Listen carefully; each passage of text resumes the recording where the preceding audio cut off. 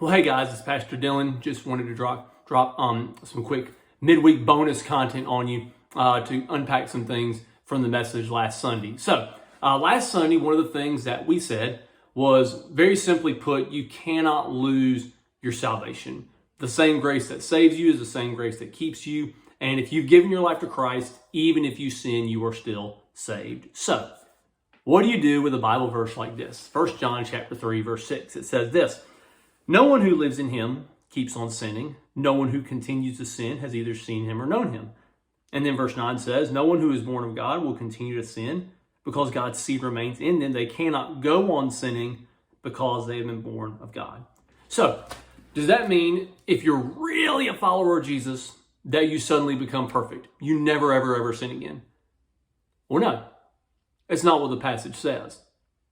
What the passage does indicate is this: if you're a follower of Jesus, you don't keep on sinning. You don't continue sinning. You don't go on sinning. The idea there is this: it's not that you get it perfect, because we're all a work in progress. Like, we all make mistakes. The idea is not that you never ever sin. The idea is that when, as a follower of Jesus, you do sin, your pattern is that you respond to the conviction and the correction of the Holy Spirit, and you bring your life back in line with what God says in His Word that we should do.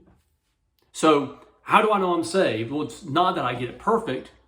The better question is, how do I respond when the Holy Spirit convicts me?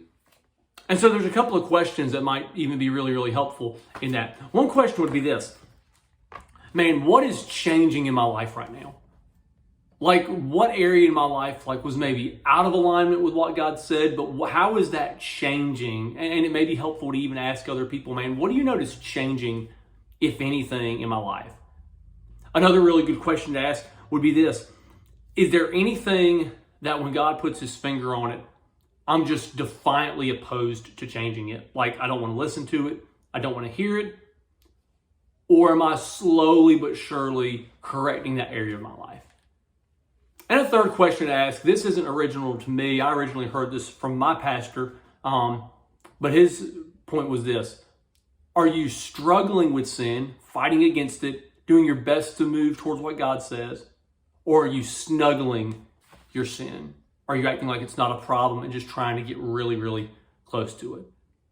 And so those three questions can really go a long way in answering the question, well, am I saved? Because while I understand the question of can you lose your salvation, I think a better question to ask is, well, man, how do I know that I'm saved? Apart from intellectually agreeing with the fact that Jesus is Lord, that He died on the cross for my sin and rose from the dead, and I have put my trust in Him to save me, how do I know? What is the evidence in my life? Well, ultimately, the evidence of a changed heart is a changed life that is more and more being conformed to a life that is like Jesus. So I hope that is helpful for you guys. I hope y'all have an awesome week. Sean is preaching this Sunday to conclude Finding Your Way Back to God.